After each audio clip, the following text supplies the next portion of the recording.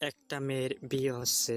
তার বিয়ের দিন সমস্ত বান্ধবীরা তার বাড়িতে এসে বিভিন্ন ধরনের অলংকার পরিয়ে, উন্নত রকমের পোশাক পরিয়ে, সুন্দর করে সাজিয়ে সবাই বলতে লাগলো, বান্ধবী, তোমাকে অনেক সুন্দর লাগছে, তোমাকে দেখে আমাদের মন প্রাণ ভরে যাচ্ছে।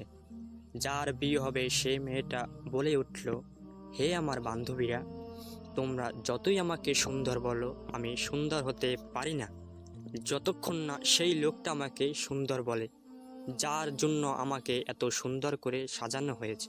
ঠিক একইভাবে আমাদের পৃথিবীর সমস্ত লোক ভালো বললে আমরা ভালো হতে পারবো না যতক্ষণ না আমাদের মহান রব্বুল আলামিন আমাদেরকে ভালো বলে। আর পৃথিবীর সমস্ত লোক আমাদেরকে খারাপ বললে আমরা খারাপ হব না যতক্ষণ না আমাদের মহান রব্বুল আলামিন আমাদেরকে